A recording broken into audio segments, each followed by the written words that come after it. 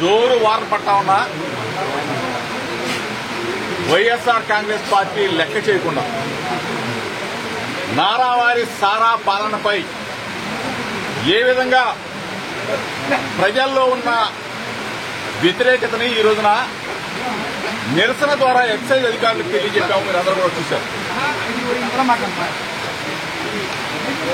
చంద్రబాబు నాయుడికి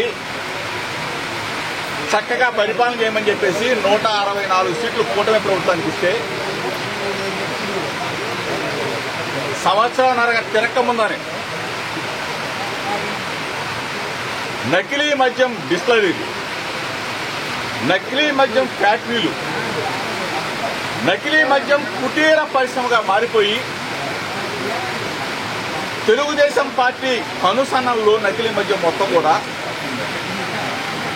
తయారు చేస్తూ గాంధీ షాపులకు ఇస్తూ గాంధీ షాపుల్లో నకిలీ మద్యమే, బారుల్లో నకిలీ మద్యమే, బెడ్ షాపుల్లో నకిలీ మద్యమే, డోర్ డెలివరీ చేసేది ఈ నకిలీ మద్యాన్ని.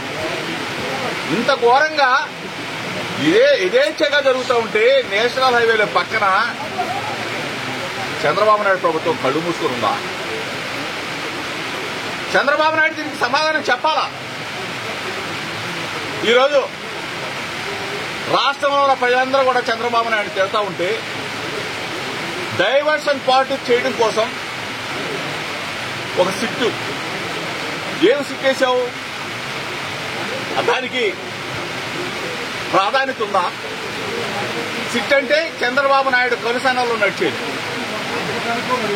నువ్వు చెప్పమంటే చెప్తారు, నువ్వు తీసేయమంటే తీసేస్తారు.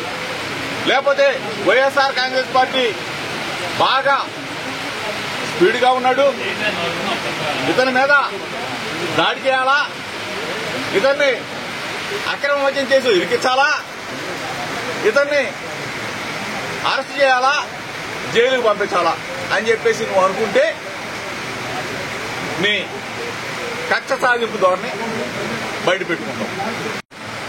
మీ అందరికీ కూడా తెలిసిన నగ్న సత్యాలు. చంద్రబాబు నాయుడు సంవత్సరాల పరిపాలనలో ఏమీ చేయకపోగా, ఏ ప్రభుత్వ పథకాన్ని సక్రమంగా అమలు చేయకపోగా కార్పొరేట్ హాస్పిటల్ అన్ని కూడా మూతపడ్డ పరిస్థితి. హాస్పిటల్లో మాకు వైద్యం అందించు, హాస్పిటల్లో మాకు మెడిసిన్ ఇవ్వు, హాస్పిటల్లో మాకు మందులు ఇవ్వయా చంద్రబాబు నాయుడు అంటే అని ప్రజలు అడుగుతూ ఉంటే చంద్రబాబు నాయుడు అంటున్నాడు హాస్పిటల్ సంగతి దేవుడు ఎరుగు, మెడిసిన్ సంగతి దేవుడు ఎరుగు, మందుల సంగతి దేవుడు ఎరుగు. నేనైతే ఒకటే ఇస్తా, నకిలీ మద్యం ఇస్తా, నకిలీ మెడిసిన్ ఇస్తా. ఆ నకిలీ మద్యం, నకిలీ మెడిసిన్ కూడా డోర్ డెలివరీ చేస్తా బెడ్ షాపుల ద్వారా అని చెప్తాను. సిగ్గుగా లేదా చంద్రబాబు నాయుడు? హలో లక్ష్మణ అని చెప్పేసి కార్పొరేట్ హాస్పిటల్కి డబ్బులు కట్టక పేషెంట్లందరూ కూడా అనాథలైపోయి కొన్ని వందల ప్రాణాలు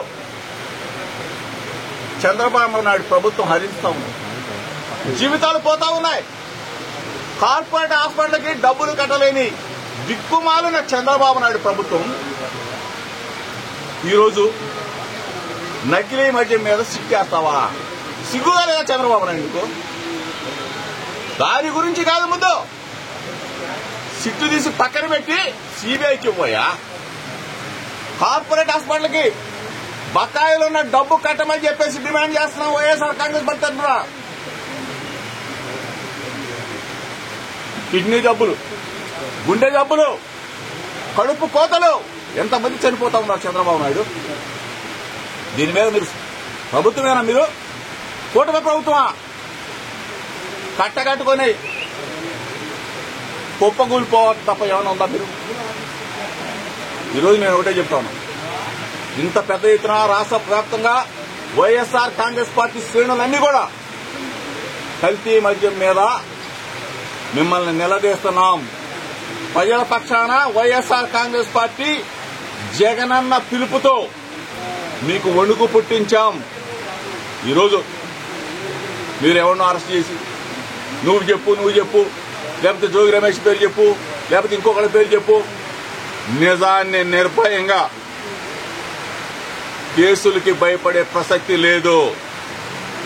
ఎందాకైనా తేల్చుకోవడానికి రెడీగా ఉన్నాం. ప్రజల పక్షాన పోరాటం చేస్తాం. జోగి రమేష్ మీద కేసు పెడితే ఆగిపోతాడా? పోరాటం చేయడా? ఏదైనా సరే దమ్ముగా నిలబడతాం. వైఎస్ఆర్ కాంగ్రెస్ పార్టీని నిలబెడతాం. జగన్మోహన్ రెడ్డి గారిని మరలా ముఖ్యమంత్రి చేస్తామని చెప్పేసి చంద్రబాబు నాయుడికి చెప్తా ఉన్నాం. తెలుసు కృష్ణప్రసాద్ బామ్మాది చరిత్ర తెలుసు. మైలవరం నియోజకవర్గ ప్రజలు పాపం మేమెందుకు ఈ కృష్ణప్రసాద్ని గెలిపించామా? ఇతను ఇంత దుర్మార్గుడా? మట్టిలో దోచుకుంటున్నాడు, బూడిలో దోచుకుంటున్నాడు, బ్రాంతి షాపుల్లో వాటాలు దోచుకుంటున్నాడు. ఒకటి కాదు, అక్రమ మైనింగ్, ఒక పక్కన అటవీ క్వారీల సంపద మొత్తం దోచుకున్నాడు. అన్ని సమస్తం వనరులన్నీ కూడా దోచేస్తా ఉన్నాడు. అసలు ప్రజలు కాదు, అతని పక్కన తిరుగుతున్న తెలుగుదేశం పార్టీ నాయకులే ఎక్కడి నుంచో వచ్చాడు వీడు. మేమందరం సీనియర్లమే, కనీసం మాకు ఉపాధి అవకాశాలు సరిగ్గా లేవు. ఇక్కడికి వచ్చేసి మొత్తం కూడా లూటీ చేస్తున్నాడు మైలవరం నియోజకవర్గంలో ఉన్న వనరులన్నీ అని చెప్పేసి తెలుగుదేశం పార్టీలో ఉన్న నాయకులే వేదం చెందిన పరిస్థితి. ఒక పక్క ఎమ్మెల్యే కేపీ, ఎమ్మెల్యే బామర్ది పీకే, అసలు ఏదైనా వదిలిపెడుతున్నారా? మొత్తం కూడా నాకి పారేస్తా ఉన్నారు. ఈరోజు ఈ కల్తీ మద్యాలు మీ నియోజకవర్గంలో నేషనల్ హైవే పక్కన జరుగుతూ ఉంటే కళ్ళు మూసుకున్నావా?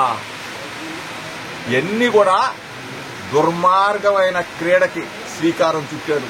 డబ్బులు సంపాదించవచ్చు, కానీ పేదల పొట్టలు కొట్టాలా? పేదలకి నకిలీ మద్యాన్ని పంచాలా? నకిలీ మద్యాన్ని అమ్మాలా? ఏంటి ఈ దుర్మార్గం? ఇంతకన్నా దిగజారిపోయి మీ బ్రతుకులు కూడా బ్రతుకులేనని చెప్పి అడుగుతా ఉన్నా.